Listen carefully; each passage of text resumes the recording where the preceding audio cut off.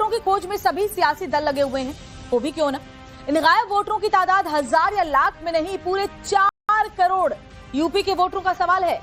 लेकिन इस आंकड़े के सामने आने के बाद एसआईआर को वोट चोरी करार देने वाले अखिलेश यादव के सुर क्यों बदल गए हैं? इसमें अखिलेश को पीडीए की जीत का कौन सा गणित दिख रहा है?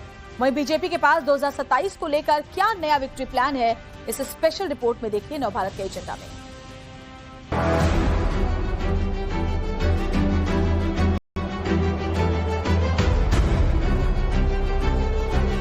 संख्या होनी चाहिए 16 करोड़ और मतदाता सूची में एसआईआर के बाद जो मतदाता सूची में नाम आए हैं वो कितने आए हैं? 12 करोड़। ये 4 करोड़ का जो गैप है, जिन विधानसभाओं में समाजवादी पार्टी जीती है, इंडिया गठबंधन जीता है, उन विधानसभाओं में 50,000 से ज्यादा वोट काट दिया जाए एसआईआर के बहाने। एक सज्जन का नाम था, उसकी उम्र 20 साल, उसके पिता की उम्र 30 साल और उसके ग्रैंडफादर की उम्र 40 साल। तो मैंने कहा ये कौन नए नमूने आ गए? 4 करोड़ ये वोटर्स की वो संख्या है जिसे उत्तर प्रदेश के 75 जिलों में ढूंढा जा रहा है। योगी आदित्यनाथ भी इसी संख्या को तलाश रहे हैं और अखिलेश यादव इसी संख्या पर 27 वाला गुणा भाग कर रहे हैं। उत्तर प्रदेश में एसआईआर के खत्म होने में अभी चंद दिन ही बचे हैं। 2027 से पहले उत्तर प्रदेश 4 करोड़ वोटर्स का लापता गंज बना हुआ है। 4 करोड़ वोटर्स की मिसिंग को लेकर हिस्ट्री और मिस्ट्री पर सियासी दलों का सर्च ऑपरेशन शुरू हो चुका है। 2025 की जो मतदाता सूची थी, जनवरी 2025 की, उसमें कुल नाम थे 15 करोड़ 44 लाख। कितने थे? 15 करोड़ 44 लाख। 1 जनवरी 2026 को जो भी युवा 18 वर्ष का होगा वह मतदाता बनने का हकदार होगा। यह संख्या बढ़नी चाहिए 15 करोड़ 44 लाख से 16 करोड़ तक, लेकिन यह संख्या बढ़ी नहीं है, घटी है। 15 करोड़ 44 लाख से घट करके ये हो गई है 12 करोड़। उत्तर प्रदेश के 4 करोड़ मिसिंग वोटर्स को लेकर मुख्यमंत्री योगी आदित्यनाथ का दावा सामने आया तो बिना देर किए अखिलेश यादव ने फौरन धावा बोल दिया। सवाल बड़ा है, 2027 में किसे होगा पछतावा और किसे मिलेगा सरकार बनाने का बुलावा? इसे लेकर अभी से जोड़ घटाव शुरू हो चुके हैं। सभी पार्टियों के अपने अपने अंक गणित हैं। बीजेपी 80-20 का दावा कर रही है, जबकि समाजवादी पार्टी पीडीए को 90% एकजुट करने की कोशिश में है। लेकिन उससे पहले उत्तर प्रदेश के मुख्यमंत्री योगी आदित्यनाथ ने बीजेपी कार्यकर्ताओं को एक बड़ा टास्क दिया है। यह काम है एसआईआर के दौरान अब घर घर से गायब वोटर्स की तलाशी का काम। जो छूट गए हैं एसआईआर के लिए 12 दिन का समय अभी बाकी है। जो नए नाम भरने हैं उसके लिए भी आपके पास समय है। जिनके नाम काटने हैं उनके लिए समय है और इस समय उन फटाफट भरवाइए, आपत्ति करिए। उत्तर प्रदेश में इन मिसिंग वोटर्स की खोज जारी है। हो भी क्यों ना, इन मिसिंग वोटर्स की तादाद 1000 या लाख में नहीं है, बल्कि पूरे 4 करोड़ उत्तर प्रदेश के वोटर्स का सवाल है। और 4 करोड़ वोटर्स के नंबर का उत्तर प्रदेश की सियासी लड़ाई में क्या रोल है, आप इन आंकड़ों से समझ सकते हैं। 2022 यानी उत्तर प्रदेश के पिछले विधानसभा चुनाव में एनडीए को कुल 4 करोड़ 3,85,486 वोट मिले थे। यानी 4 करोड़ मिसिंग वोटर्स से सिर्फ 3,85,486 वोट अधिक मिले और योगी आदित्यनाथ दोबारा मुख्यमंत्री बन गए। पिछले विधानसभा चुनाव में समाजवादी पार्टी गठबंधन को कुल लगभग 3 करोड़ 46 लाख वोट मिले थे, जो 4 करोड़ से कम बैठता है। इतना ही नहीं, 2024 के जिस लोकसभा चुनाव में अखिलेश यादव को सबसे बड़ी जीत मिली, बीजेपी से भी बड़ी, उसमें समाजवादी पार्टी को पूरे उत्तर प्रदेश में करीब 2 करोड़ 89 लाख वोट ही मिले थे। ये भी 4 करोड़ के मिसिंग नंबर से करोड़ में कम है।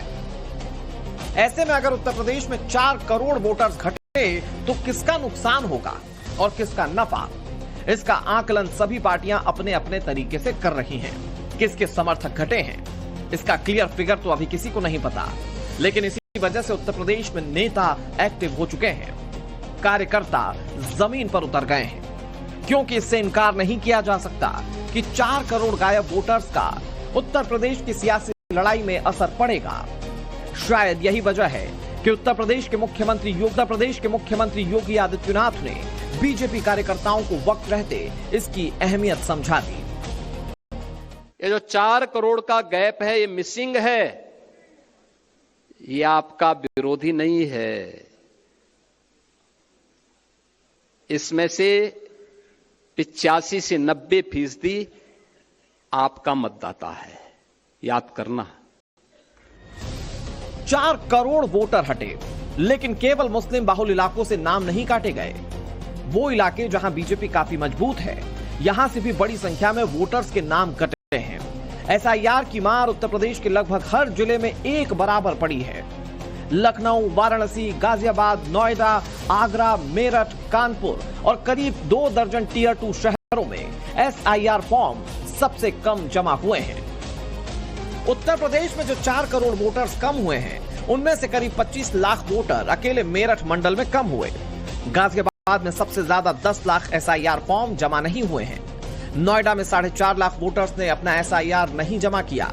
मेरठ में 6,30,000, बागपत में 1.5 लाख, हापुड़ में 2.5 लाख और बुलंदशहर में 3.5 लाख फॉर्म जमा नहीं किए गए।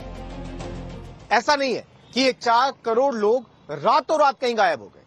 दरअसल इलेक्शन कमीशन ने वोटर लिस्ट के शुद्धिकरण के लिए बड़ा अभियान चलाया।